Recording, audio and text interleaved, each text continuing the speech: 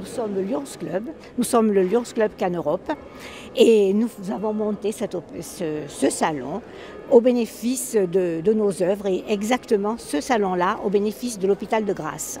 D'accord. Voilà. Alors, donc ce sont des exposants qui sont des amateurs, il y a des professionnels, ce sont des passionnés qui viennent de tous les coins de France. Hein, voilà. Nous avons même des Espagnols qui sont là aussi, donc ce n'est pas que de France. Nous avons des personnes qui hier sont arrivées d'Annemasse avec beaucoup de problèmes de circulation pour traverser la France, mais qui sont là. Alors ce salon, c'est la première fois que nous le faisons. Hein. Nous espérons que ce soit une manifestation qui va devenir pérenne et qui va prendre de l'ampleur. Voilà, parce que cette année, c'est la première année. Voilà. Et donc le maire Jérôme Viau va intervenir dans une petite heure. Voilà, Monsieur Jérôme Viau va venir à 11h pour l'inaugurer. Nous aurons l'honneur d'avoir sa présence. Il faut dire que Jérôme Viau fait beaucoup de choses pour sa ville. Ah oui, c'est un maire très très dynamique et nous avons trouvé auprès de lui et auprès de l'équipe de la mairie beaucoup d'écoute. Véronique Marco, bonjour. Bonjour. C'est vous qui avez inventé ce salon? J'étais à l'origine de l'idée. Oui.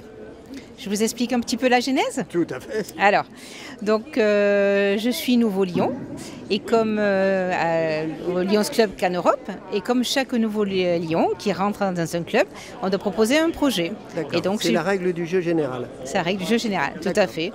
Et donc j'ai proposé l'idée de créer, de reprendre ce salon.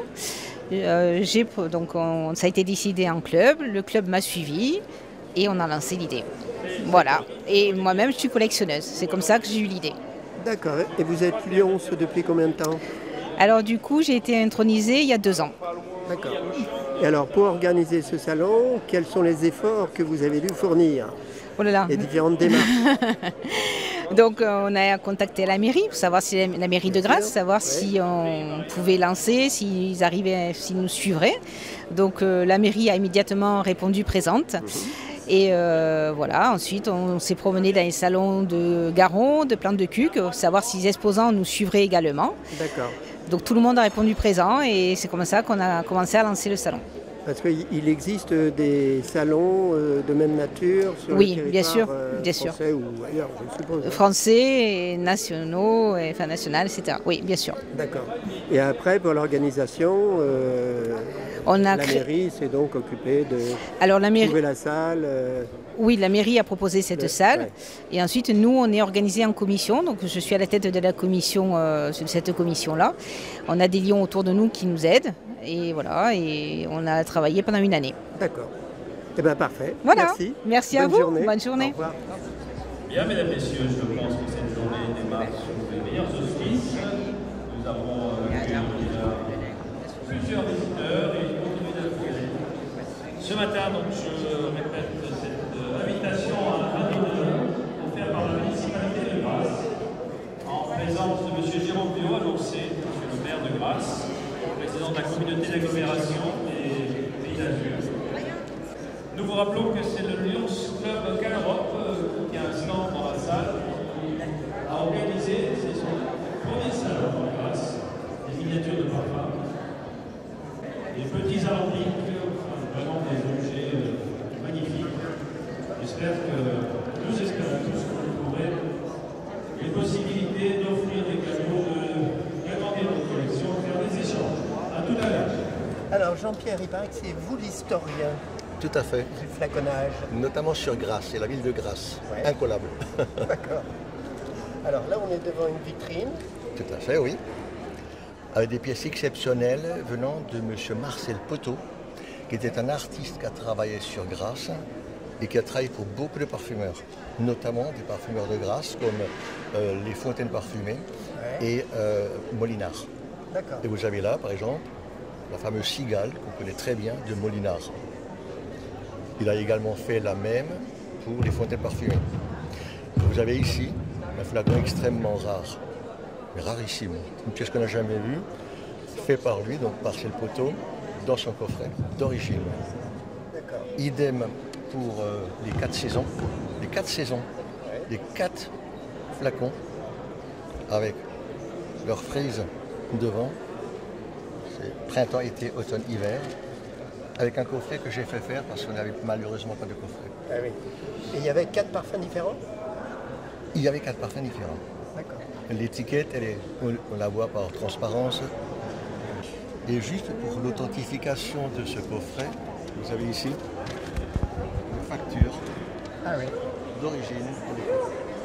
Vous voyez C'était bien. à 450 francs À l'époque. de 1931. C'est ça. Une fortune. Les flacons sont pas remplis de 450 de 31, effectivement, ça fait des sous. Oui. Et sans le parfum, après il faut aussi rajouter le parfum. Ouais. Donc je l'ai mis vraiment pour qu'on voit un petit peu, parce que bon, mais c'est pas bon, c'est une pièce unique qui n'a jamais passé en vente. Et donc ça, vous ne le vendez pas. Et je ne le vends pas. Celui-ci. Et il y avait, c'était un parfum de chez qui, à l'intérieur? Des fontaines parfumées. D'accord. Celui-là pareil. Alors les fontaines parfumées, là, la particularité, c'est une étiquette qui a même été faite par lui, par Marcel Poteau, dans son coffret. Attention. Hein. Avec le timbre d'authentification. D'accord. Vous avez là le flacon avec son étiquette en métal, des fontaines parfumées. Ouais. Quand il y a ce cycle de fontaine parfumée, et son magnifique ouvre-bouchon en métal. Et son bouchon, bien sûr. Et il a fait ça. C'est du métal. C'est du métal, c'est du métal embouti. Alors Marcel Poteau, pour moi, collectionne et qui a fait un livre qui se trouve là-bas. C'est le premier livre et le seul livre sur Marcel Poteau. Je trouve que ce qu'il a fait en métal embouti est l'équivalent de ce que Lalique a fait en verre. C'est une finesse extraordinaire. C'est extraordinaire. Donc vous avez quelques spécimens, notamment la cigale, qui est un petit flacon, qui est gainé de métal. Et j'en ai étiquette des fontaines parfumées. Ça, c'était les flacons de sac. C'est des flacons de sac. C'est pratiquement que des flacons de sac, sauf ceux-là et quelques autres. Alors, Annette, vous êtes la spécialiste de Coty. Non, j'aime pas la spécialiste, mais j'aime bien Coty. Donc je collectionne pas mal de Coty et j'adore Coty. Qu'est-ce que vous aimez, le parfum lui-même? Non, la différence de période contemporain. Il peut y avoir de l'ancien, du contemporain, et c'est très bien assimilé dans sa collection. D'accord. Voilà. Tout alors, ça. Donc, quelle belle pièce, par exemple? La pièce est... Je vais l'enlever parce que là...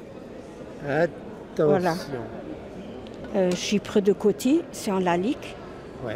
Voilà, c'est un des premiers flacons Lalique qu'il a fait avec René Lalique. Et donc après, tout ça, c'est d'exportation, c'est pour les États-Unis, qui est déjà plus contemporain. Et il y a les super étiquettes, flacons, qui sont vraiment reconnaissables pour Coty. Voilà. Et toujours un petit flacon spécial, un petit bouchon spécial. Voilà. C'est du cristal? Oui, c'est du Lalique. D'accord. Ah ça oui, ça aussi. Voilà, et puis après les petites fantaisies pour Noël et tout ça.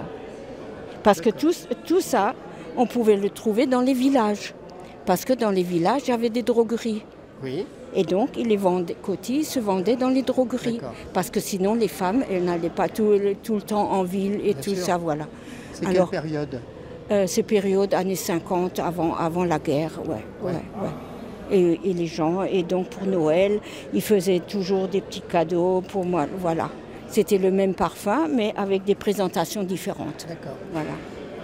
Et la production de flacons Coty perdure ou ça Non, j'ai vu du Coty, j'ai vu en Allemagne. Ouais. Coty, il a certainement été racheté par ou c'est lui qui est allé en Allemagne. Je ne sais pas dans quel parfumeur il s'est associé, mais il existe. Oui, je vois encore le Coty. Le nom Coty. Le nom Coty. Ouais. Mais peut-être en cosmétique, peut-être. Je ne connais pas, mais j'ai vu le nom en passant en Allemagne. Voilà. Parfait. Voilà. Et ça, c'est... Ouais, parce que ça, on voyait chez les grands-mères, on voyait ça chez les... Ouais. Tout c'est pour la fête de l'été. Après, il y avait le cygne et il y a encore Noël. là où il y avait les traîneaux. Ah oui. Ouais. Mais j'adore tous ces petits présentoirs. Et le Vanity, il est super. L'aimant de Coty, il est super. Ouais. Eh bien, merci pour Monsieur Coty. Voilà, Monsieur Coty. Et j'adore Monsieur Coty. Et j'adore aussi sa petite fille. Ah oui, quand même.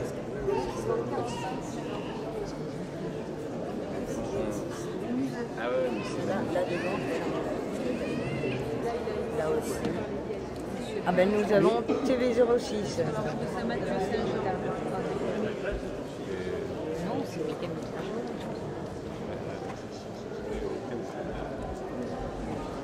Alors, c'est vous qui avez fait cette affiche Licitios. Oui, ça a été en 2019. Donc, Madame Véronique Marco, la présidente du Lions Club Cannes Europe, est venue me voir pour réaliser cette affiche pour ce salon international. Et voilà, donc j'ai créé une affiche originale en 2019, l'année où devait avoir lieu. Le premier salon devait avoir lieu en 2020, donc pour cause de Covid. Ça a été reporté de 2 ans, et donc l'affiche est prête depuis 2020. Et j'avais fait toute une série d'œuvres en 2019 pour en prendre une, pour qu'elle puisse être utilisée pour faire une affiche pour ce salon. D'accord, ils ont choisi ce tableau-là. Alors, j'en ai fait toute une série qui sont exposées derrière nous. Et on a fait une commission de gens du Lions Club et on a fait une sélection. Et on a fait des maquettes, on a réalisé des maquettes. Bon, j'avais fait moi des œuvres où on puisse insérer du texte sans problème. Et voilà, et cette toile a plu à tout le monde et on a fait une maquette qui a été proposée à la ville de Grasse qui on a fait une affiche. Alors, Claudine. Oui. Qu'est-ce qu'elle a fait, Claudine, pour cette exposition? Alors, je fais partie déjà de la commission du salon qui a organisé ce salon. J'étais un peu la coordinatrice entre la mairie, parce que je suis grassoise, tous les membres ne sont pas grassois. J'étais la coordinatrice entre la mairie, entre les services de Grasse, Sylvie Fater, l'hôpital de Grasse. Donc ça, c'est un premier point.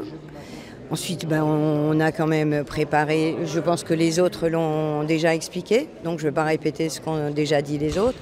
Au besoin même, je pourrais dire des choses différentes, mais ce n'est pas la peine. Donc on a participé, je ne sais pas si elle vous a dit, mais environ plus de 500-700 heures de travail sur de préparation dans le club. Hein. C'est une action, mais ça le président a peut-être dû vous le dire, qui a été choisie et décidée par Véronique Marco. Quand elle est arrivée dans le club, elle a choisi de faire ça. Et comme je suis sa marraine, on a lancé cette histoire, qui est une belle histoire, qui devait exister il y a 2 ans. J'ai été aidée déjà il y a 2 ans par la mairie, ils nous ont aidés à faire les affiches. L'affiche a été créée par un peintre qui est là, hein, Dominique Landucci. Mais à partir de là, la mairie nous a fait tous les impressions dessus, tout ce qu'il fallait. Et ça, on avait déjà fait ça il y a 2 ans et on est reparti cette année, un peu en retard, puisque le Covid, tout a été annulé, retardé. Et tout s'est relancé à partir du 15 mars. Je ne sais pas s'ils l'ont dit les autres. Et on a donc relancé tout ça à partir du 15 mars. Donc le choix de la date aussi a été plutôt imposé par la mairie. Pourquoi? Parce qu'il y a 2 salons par an dans l'année et par mois. Non, pas par an, pardon, par mois dans l'année.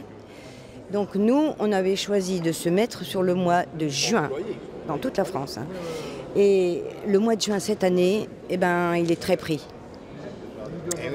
Donc on a eu le 4 juin. Malheureusement, quand on a réservé, on n'a pas vu que c'était la Pentecôte.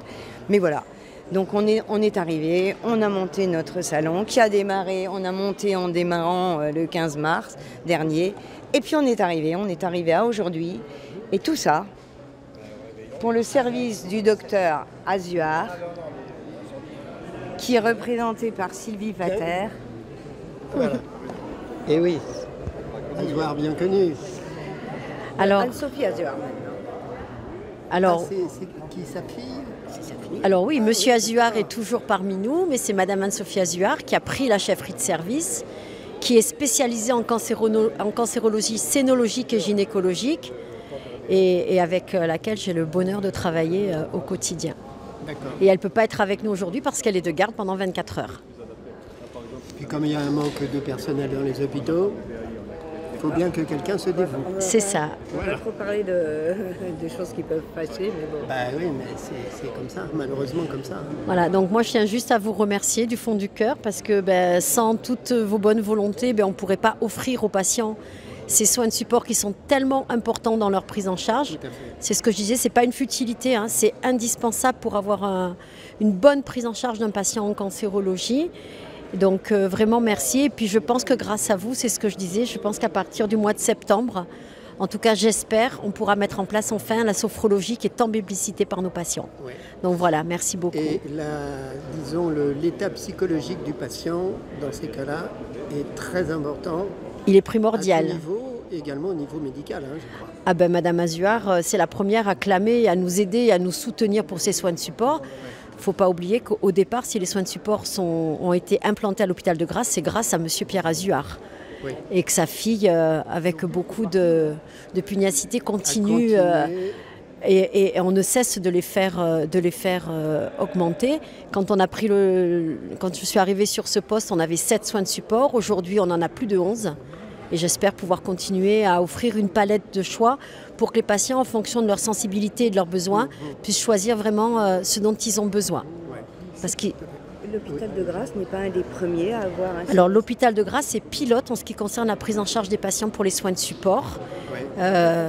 Voilà, donc pour toute la France, notamment avec les soins qui sont dispensés par aussi le CEW qui nous aide à rémunérer les socio-esthéticiennes et la réflexologie. Mais tout le reste... Le CEW, qui veut dire?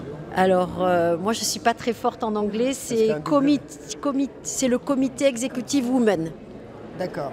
Voilà, c'est pour le cancer des femmes. D'accord. Voilà. Okay.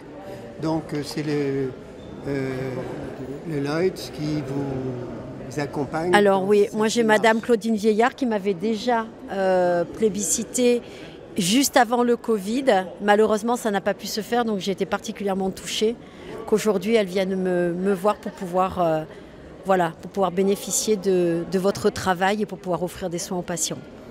Et vous avez d'autres sources de financement pour ça?